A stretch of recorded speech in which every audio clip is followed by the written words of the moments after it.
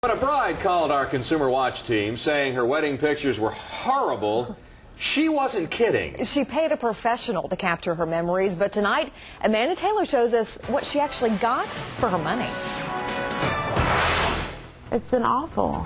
I have people asking me, well, where's your wedding pictures? Where's your wedding pictures? And I have our frame in the hallway that's been blank since the day after our wedding, 6 months ago. Instead, April Rhodes has all of her pictures on a flash drive, which wouldn't be so bad if you could make them out. They're awful, awful, awful. Don't adjust your TV or your glasses. This is how a professional photographer captured her big day. Almost every one of them are out of focus. There are a few that are usable. See, these ones are in focus, and now we're not in focus. Most have something wrong with them. There are some that just don't make sense, like the back of a pew, a hand in the way, or how about this one, a candid shot of the photography assistant in the foreground. Other pictures have a strange line that runs through them, or they're just too dark. He wasn't even taking the time out to think about the shot and is this going to be good? He was just snapping away. He is John Burchell of John Burchell Photography, and he took $650 for April's job. This was the original contract. It says he would get her prints within 60 days of the wedding, but 5 months passed, and instead of prints, he dropped off a flash drive.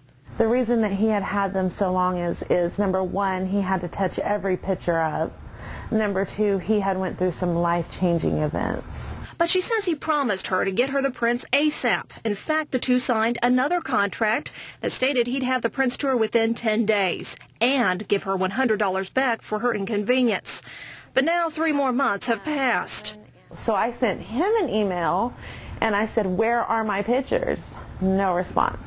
I got nothing from him. I had no way of knowing at the time that I was going to be in the situation not once but twice. That's right. April has had a streak of bad luck surrounding her wedding. We actually first met her more than a year ago when she was about to have her reception at Sellers Event Center.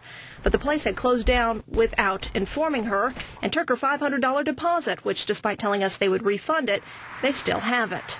But she managed to have her reception at her church. If only now she had clearer pictures to remember it. How would you rate his pictures and his professionalism now? On a scale from 1 to 10? Sure. A 0. A 0. I want all my money back. I think it's fair that he keep $200 of it because he did $200 worth of work. We left John Burchell a message, but when he didn't return our call, we went to his last known residences, left notes, but we still haven't heard anything from him. April just hopes others will hear her story and not wind up with pictures like this. Now, April did the right thing by getting a contract. At the very least, that spells everything out so we know the photographer has faulted in some way.